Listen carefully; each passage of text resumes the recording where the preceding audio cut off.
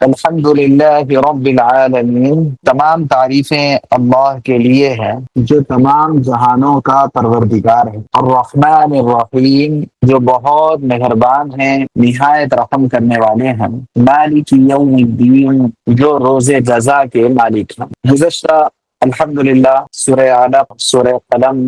سورہ مدثر اور سورہ مزمل، ان آیات کی تفسیر شان نزول کے ساتھ سامنے آئی ہے۔ سورہ فاتحہ کے سلسلے میں بعض مفسرین کی رائے یہ ہے کہ سورہ فاتحہ یہ پہلی نازل ہونے والی سورت ہے، لیکن دیگر مفسرین کا کہنا ہے کہ سورہ علق پہلی وحی ہے، اس پر سب کا اتفاق ہے۔ اور جب سورہ علق پہلے نازل ہوئی ہے، اور پھر دیگر روایات سے یہ بھی معلوم ہوتا ہے کہ سورہ مدثر اور سورہ مزمل بھی سورہ علق کے بعد نازل ہوئی ہے، تو اس کو سامنے رکھتے ہوئے جب روایات پر غور کیا جاتا ہے اور اس میں تطبیق دینے کی کوشش کی جاتی ہے، تو یہ بات وضاحت کے ساتھ سامنے آتی ہے کہ دراصل مکمل ایک سورت جو نازل ہوئی ہے وہ سورہ فاتحہ ہے۔ سورہ علق کی ابتدائی 5 آیتیں نازل ہوئی تھی، سورہ مدثر اور سورہ مزمل کی ابتدائی چند آیتیں شروع میں نازل ہوئی تھی، پوری سورت نازل نہیں ہوئی۔ سورہ فاتحہ وہ پہلی سورت ہے جو مکمل سورت یہ بار ہی پہلی مرتبہ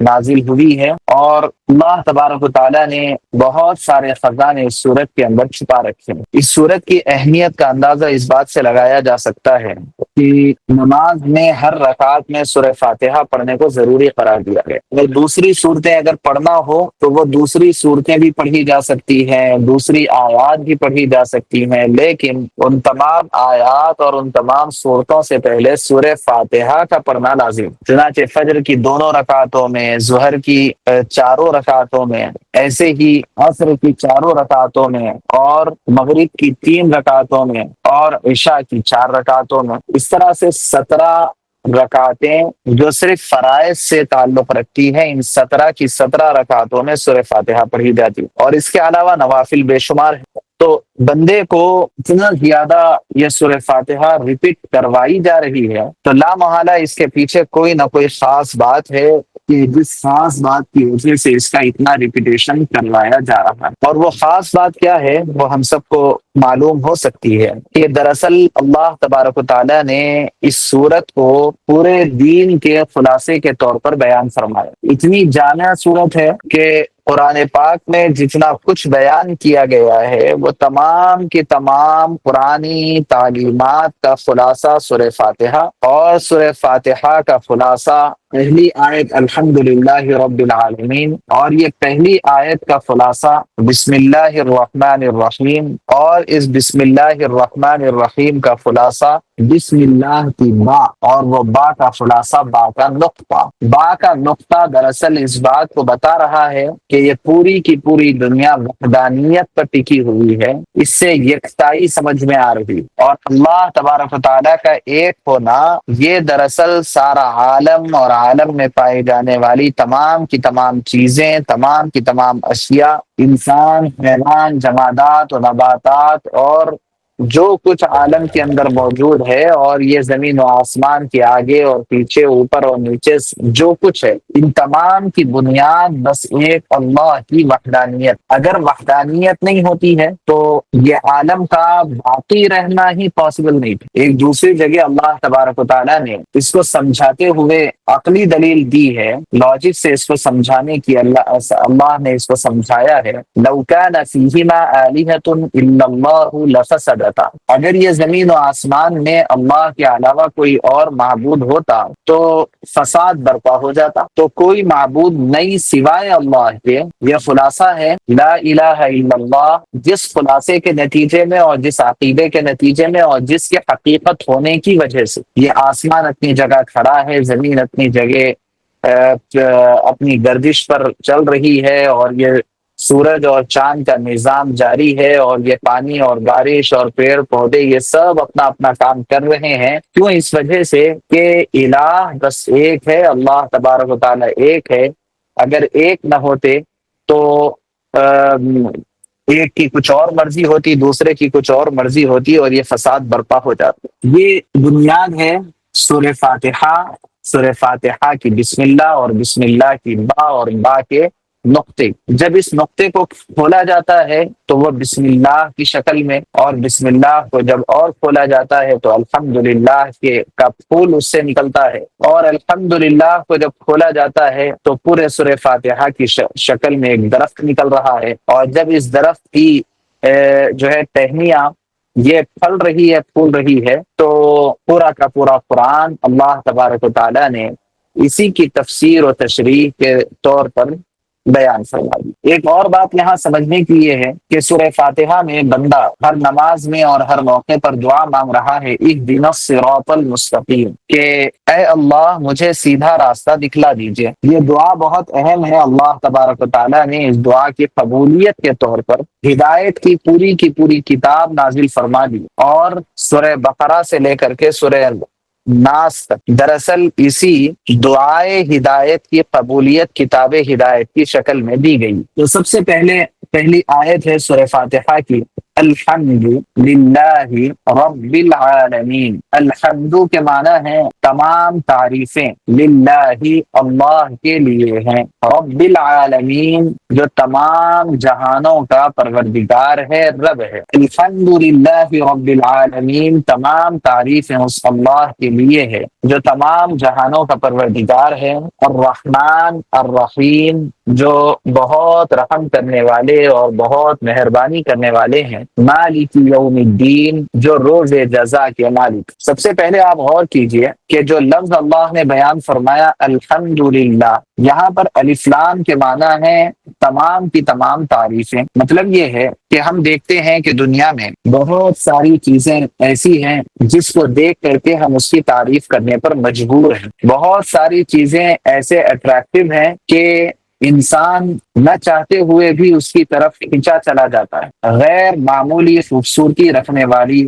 چیزیں، غیر معمولی اٹریکشن رکھنے والی چیزیں، غیر معمولی اپنے اندر جاذبیت رکھنے والے ٹیلنٹ، اور غیر معمولی کمالات رکھنے والے انسان، اور بہت ساری چیزیں ایسی ہیں کہ جس سے ہم بہت زیادہ امپریس ہیں، اور اس کو دیکھ کر کے، اس کو یوز کر کے ہم بہت زیادہ متاثر ہوتے رہتے ہیں۔ اور وہ چیزیں خوبصورتی کی شکل میں ہو، انسانوں کی خوبصورتی ہو، یا یہ ہے کہ جانوروں کی خوبصورتی ہو، خوبصورت چھوٹے چھوٹے چہکتے پرندے ہوں، یا جو ہے خوبصورت جانور ہوں، یا وہ پیڑ پودوں کی شکل میں لہلہاتے باغ اور پھل پھلاری دینے والے درخت، یا پھر یہ ہے کہ بہت سارے خوبصورت مناظر، یہ کسی بھی شکل میں ہو، خوبصورتی جو ہے یہ کسی بھی شکل میں، یا کمال کسی بھی طرح کا ہو کہ کسی کے پاس اتنا ٹیلنٹ ہے کہ بڑی بڑی کمپنیاں وہ چلا رہا ہے، کسی کے پاس اتنا ٹیلنٹ ہے کہ بیک وقت جو ہے ہزار آدمی کے ٹیم کو وہ مینیج کر رہا ہے، اور کسی کے پاس اتنی زیادہ عقل مندی ہے کہ وہ اس کے علاوہ بڑی اونچی ڈگریاں لیا ہوا ہے، اور بہت سارے معاملات کو وہ ڈیل کر رہا۔ آپ دیکھیے کہ یہ اگر غور کریں، جس کے پاس جو کمال ہے، جس کے پاس جو اچھائی ہے، یہ دیکھنے میں تو اس کے اندر بہت زیادہ تنوع ہے، دیکھنے میں اس کے اندر بہت زیادہ پھیلاؤ ہے، لیکن اگر اس کی حقیقت پر غور کریں گے تو ان تمام کے پیچھے بس اللہ تبارک و تعالیٰ کی قدرت کا ایک ہی ہاتھ نظر آتا ہے۔ پھول کو خوبصورتی دینے والا اللہ ہے، کسی ٹاور کو اور بلڈنگ کو بلندی دینے والا حقیقت میں اللہ ہے، سورج کو روشنی دینے اور چاند کو ٹھنڈک دینے والا اللہ ہے، مختلف خوبصورت مناظر کے اندر خوبصورتی رکھنے والی ذات اللہ تبارک و تعالیٰ کی ہے۔ اگر آپ غور کریں گے تو جن کے پاس جو کوئی کمال نظر آ رہا ہے یا جمال نظر آ رہا ہے، وہ تمام کے تمام کمالات و جمالات کے پیچھے بس ایک قدرت اللہ کی کار فرما ہے۔ تو اسی کی حقیقت کو اللہ نے واضح کیا ہے، الحمد، تمام تعریفیں اللہ کے لیے ہیں، تمام کی تمام تعریفیں اللہ تبارک و تعالیٰ کے لیے ہیں۔ اب آگے آپ دیکھیے، رب العالمین، رب کہتے ہیں اس ذات بابرکت کو جو کسی بھی چیز کی بتدریج تربیت کر رہا ہو، تدریجاً وہ تربیت کر رہا ہو، اس کو رب کہتے ہیں۔ یعنی آہستہ آہستہ آہستہ، جیسے ایک درخت ہوتا ہے، آپ اس کو جب پیرتے ہیں تو وہ بہت چھوٹا ہوتا ہے، اور ہوا اور پانی اور سورج کی روشنی کو حاصل کرتے ہوئے پہلے دن تھوڑا سا، پھر دوسرے دن تھوڑا سا، پھر تیسرے دن تھوڑا سا، ایسے آہستہ آہستہ آہستہ آہستہ وہ بڑھتا ہے، اور پھر ایک وقت آتا ہے کہ وہ پھل جائے۔ تو رب اس ذات کو کہتے ہیں جو ہر ضرورت مند کی بتدریج تربیت کرتا ہے۔ اور یہاں ایک بات یہ فرمائی گئی کہ رب العالمین،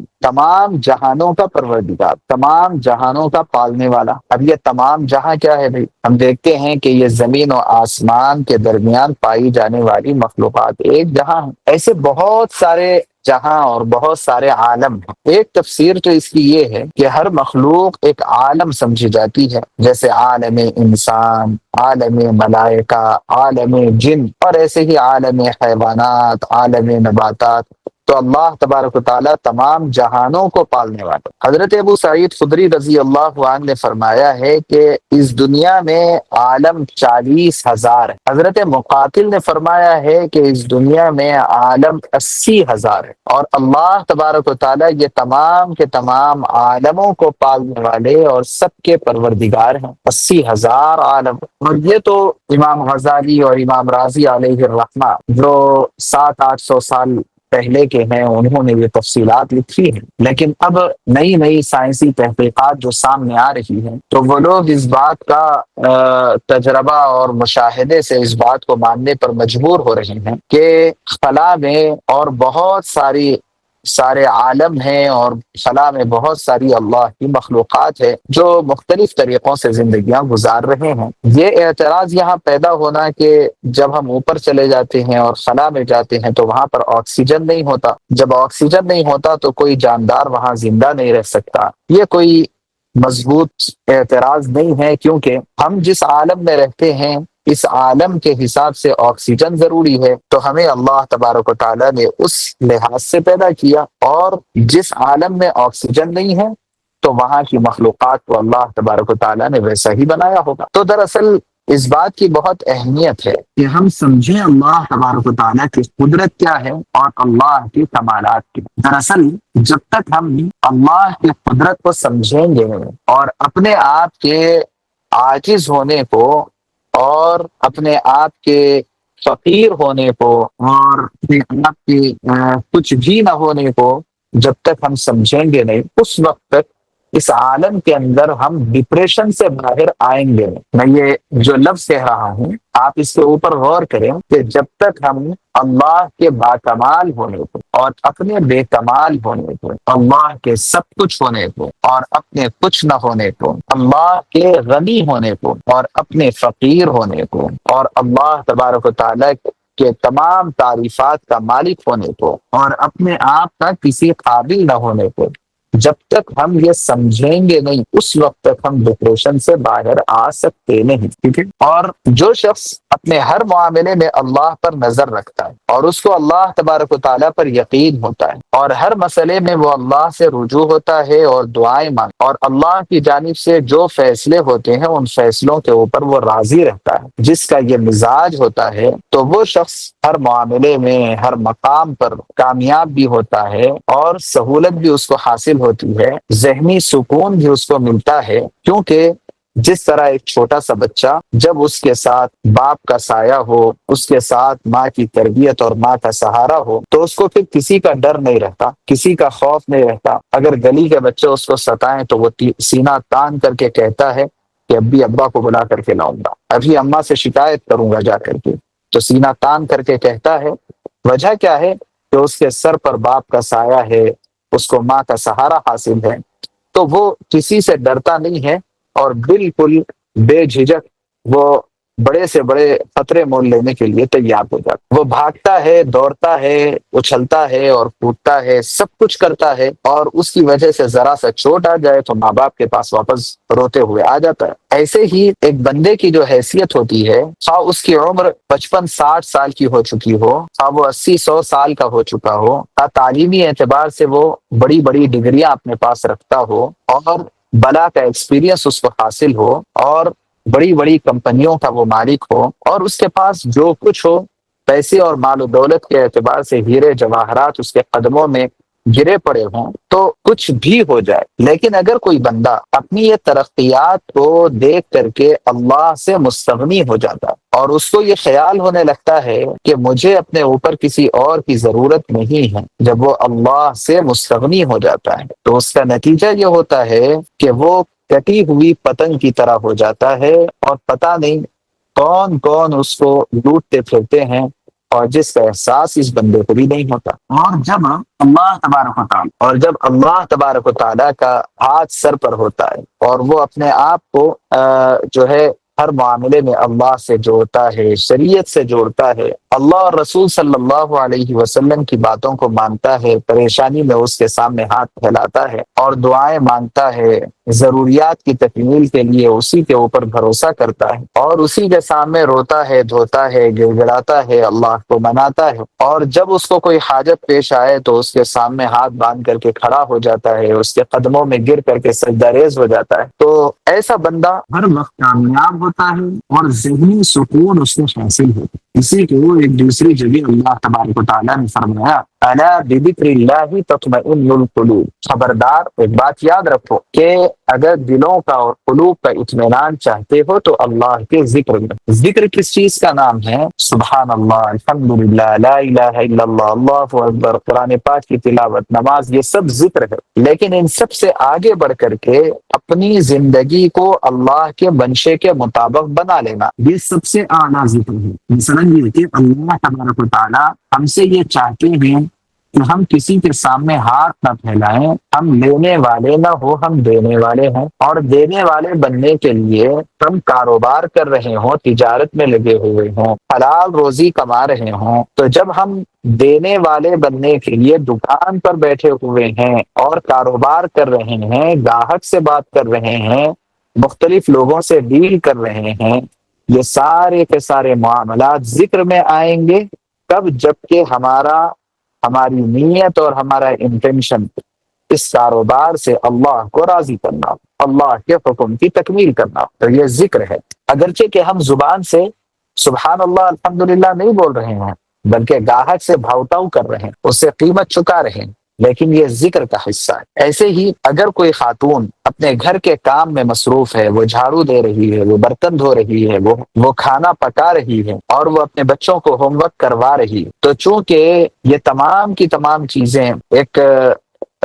جو ہے گھریلو خاتون ہونے کی وجہ سے اللہ تبارک و تعالیٰ کی جانب سے ہے، اور یہ شریعت کا حصہ ہے، تو شریعت کا حصہ ہونے کی وجہ سے یہ خاتون اپنے ان تمام کاموں میں لگے لگے وہ ذکر کا ثواب پا رہی ہے، کیونکہ ذکر اصلاً اللہ کے احکام کو عملی جامہ پہنانا، یہ اصل ذکر، شریعت مقدسہ کو پریکٹیکل وے میں لانا، یہ اصل ذکر ہے۔ اور اس کے ساتھ ساتھ ہم زبان سے بھی ذکر کرتے رہیں، تو ایک ذکر ہوتا ہے زبان کا، اور جو بات زبان سے ہم کہہ رہے ہیں اگر دل بھی اسی کے ساتھ اٹکا ہوا اور لگا ہوا ہے، یعنی اللہ کے ساتھ دل لگا ہوا ہے، تو یہ ذکر قلبی ہوا، اور ہمارا جسم بھی اسی اللہ کے حکم اور شریعت کے تقاضوں کو پورا کرنے پر اگر ہمارا جسم بھی مصروف ہے، تو اس کے نتیجے میں یہ ہمارا جسم یہ ذکر جسمانی کے اندر مصروف ہے۔ تو ایک ہوا ذکر لسانی، اور دوسرا ذکر قلبی، اور تیسرا ہوا ذکر جسمانی، یہ تینوں طرح کا ذکر، اور ان تمام کے تمام اذکار میں سب سے اہم ترین ذکر یہ ہے کہ ہم اپنی زندگی کو عملی جامہ پہنائیں، پریکٹیکل وے میں آئیں، یہ اصل ہے۔ یہ کب ہوگا؟ جبکہ سب سے پہلے ہمیں ہمارا بلیف سسٹم پرفیکٹ، ہمارا یقین مضبوط ہو کہ اللہ تبارک و تعالی ہمارے پروردگار ہیں۔ اس آیت مبارکہ میں ایک اور عجیب و غریب انداز استعمال کیا گیا کہ ایک ہی بات دعویٰ بھی ہے اور اسی لفظ میں اس کی دلیل بھی موجود ہے۔ دعویٰ یہ ہے کہ تمام جہانوں پہ رب اللہ ہے۔ بھائی سوال یہ ہے کہ جب اللہ رب ہے اور پروردگار ہے تو یہ تو دعویٰ ہے، اس کی دلیل کیا ہے بھائی؟ نہیں، بلکہ دعویٰ یہ ہے کہ الحمد تمام تعریفیں اللہ کے لیے، یعنی تعریف کا سب سے زیادہ مستحق اگر کوئی ہے تو وہ اللہ ہے۔ اصل میں اس لفظ کو ہم بہت سی مرتبہ بہت ہلکے میں لے لیتے ہیں، میں بھی اس کو اور سمجھاؤں گا کہ تعریف کا مستحق اگر کوئی ہے تو اللہ ہے، یہ ہوا دعویٰ۔ کیوں بھائی اللہ کی تعریف کیوں کرنا ہے؟ کیونکہ اللہ وہ ذات ہے جو تمام جہانوں کو پال رہی ہے، تمام جہانوں کی ضروریات پوری کر رہی ہے، تو جو ہماری ضروریات کی تکمیل کرنے والا ہے، تعریف کا مستحق تو اصلاً وہ ہے۔ اور یہ بات کہ ہم تمام تعریفیں اللہ کے لیے بولتے بولتے بعض الفاظ ایسے ہوتے ہیں جو جب زبان پر رٹے جاتے ہیں تو اس کی جو اصل حقیقت ہوتی ہے وہ پھر ذہنوں میں تازی نہیں رہتی۔ تھوڑی دیر کے لیے آپ فرض کیجئے کہ آپ کے بچے نے اسکول کے اینول پروگرام میں بڑا زبردست طریقے سے پرفارم کیا، اس کا پرفارمنس بہت پرفیکٹ رہا ہے اور سارے لوگ اس بچے کی تعریف کر رہے ہیں۔ اب ہر کوئی آ رہا ہے، اس بچے کو گلے لگا رہا ہے، اس کو چوم رہا ہے، اس کو انعام دے رہا ہے، سب کچھ، لیکن جو حقیقت پرست لوگ ہوں گے اور جس کی نظر آگے تک رہے گی تو وہ اٹھیں گے اور جس طرح بچے کو انعام دیں گے وہ یہ بھی پتہ لگائیں گے کہ اس بچے کے ٹیچر کون، اور یہ بھی پتہ لگائیں گے کہ اس کے ماں باپ کون۔ وجہ کیا ہے کہ تعریف تو اصل ان کی ہے جنہوں نے بچے کو اس قابل بنایا ہے، تعریف تو اصل ان کی ہونی چاہیے، انعام تو انہیں بھی ملنا چاہیے۔ اب اگر ٹیچر اور ماں باپ قابل انعام ہے اور قابل تعریف ہے تو وہ ٹیچر کو اور ماں باپ کو ایسا ٹیلنٹ دینے والی ذات کون، تو وہ اس سے زیادہ قابل تعریف ہے۔ تو جو تعریف ہوتی ہے یہ تعریف ہر چیز کی اچھائی ہے اور اس کا ہمارے ذہن و دماغ پر ایک بہت ہی پازیٹیو ایفیکٹ ہوتا ہے، اس کا اثر پڑتا ہے، اور جو قابل تعریف ہوتا ہے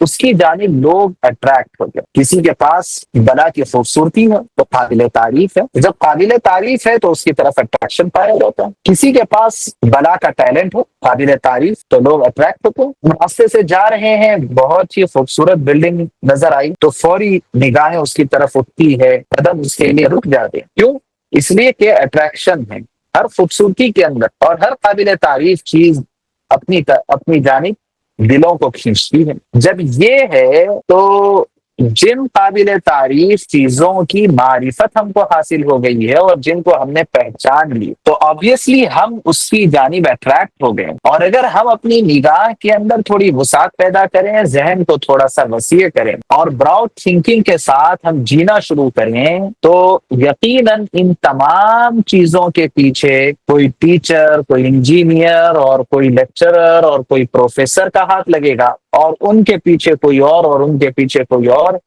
حقیقت میں جا کر کے اصل تعریف اور قابل تعریف ذات اللہ تبارک و تعالی ہی کی ملے گی۔ لہذا پوری دنیا کے اندر سب سے زیادہ اٹریکشن اللہ تبارک و تعالیٰ کے لیے ہو سکتا ہے، اور جس کی جانب بندہ اٹریکٹ ہوتا ہے اس کو وہ خوش کرنے کی فکر میں رہتا ہے۔ جب وہ خوش ہو جاتا ہے تو اس کے دل کو سکون ملتا ہے۔ کسی کی خوبصورتی پر کوئی فدا ہو گیا اور جب وہ خوبصورت شخص اس کے کسی ادا سے خوش ہو جائے تو دل کو سکون ملتا ہے۔ اگر کسی کے کوئی کمال سے اٹریکٹ ہے اور وہ خوش ہو جائے تو سکون ملتا ہے۔ اور جب بندہ یہ تمام قابل تعریف چیزوں میں غور کرتے ہوئے اللہ تک پہنچ جاتا ہے تو اس کا سارا سکون دراصل ایک ہی سمت پہ جانے لگتا ہے، اور وہ ہے میرا رب مجھ سے راضی ہو جائے۔ اسی کو سمجھاتے ہوئے احادیث مبارکہ میں یہ بات بتائی گئی کہ جس کا ایک مفہوم ہے، عام انداز میں پہلے کہہ رہا ہوں پھر بعد میں وہ حدیث بتاؤں گا، کہ اس دنیا میں سب کو خوش کرنا بہت مشکل ہے، ایک کو خوش کرنا بہت آسان، کہ جو ایک کو خوش کر لے سب اس سے خوش ہو جائیں گے، اور جو ہر ایک کو خوش کرنا چاہے تو وہ ہر ایک کو خوش کر بھی نہیں سکتا ہے، اور اللہ تبارک و تعالیٰ بھی اس سے ناراض ہو جائے۔ تو ضرورت اس بات کی ہے کہ اللہ تبارک و تعالیٰ کی تعریف چونکہ ہر تعریف پر مقدم ہے، اس لیے ایک میں تھراپی آپ حضرات کو بتانا چاہتا ہوں اس موقع پر۔ وہ تھراپی ہے کہ جب جس چیز کے اوپر نظر پڑے، نظر کو تھوڑی دیر کے لیے اس پر جمائیے اور غور کیجئے کہ اس کے کمالات کیا ہیں اور یہ کمالات آئے کہاں سے ہیں۔ بس اگر یہ تھراپی ہماری پورے ایک ہفتے تک چلتی رہے اور دن میں کم از کم ایک 20-25 چیزوں کے لیے بھی ہم ایک ایک منٹ غور کرنے کا اہتمام کر لیں تو ہماری زندگی میں ایک بہت بڑا چینج آئے گا اور بڑی تبدیلی ہماری زندگی میں پیدا ہو جائے گی، اور طبیعت کو وہ سکون اور آرام ملے گا جس کی تلاش میں بہت سارے لوگ پتہ نہیں کشمیر جا رہے ہیں اور پتہ نہیں کہاں کہاں کے وہ دورے کر رہے ہیں اور کون سی نیند کی گولیاں کھا رہے ہیں اور کیا کر رہے ہیں پتہ نہیں، وہ سکون ملے گا جو کہیں اور نہیں مل سکتا۔ تو اس لیے ہم لوگ اسی کے اوپر زیادہ توجہ دیں اور اس کے ذریعے سے کوشش کریں کہ اللہ تبارک و تعالی ہم سب کو اپنے سے جوڑ لے، اور جس کو اللہ اپنے سے جوڑ لے گا پھر کوئی دنیا میں اس کو کوئی نقصان نہیں پہنچا سکتا ہے۔ اللہ ہم سب کو توفیق عالی نصیب فرمائے۔ میں آپ سب کا مشکور و ممنون ہوں کہ ماشاءاللہ کافی دلچسپی کے ساتھ آپ لوگ اس میں جمع ہیں اور اس سلسلے کو آپ جوائن کیے ہوئے ہیں۔ جیسے میں نے پہلے بھی عرض کیا تھا کہ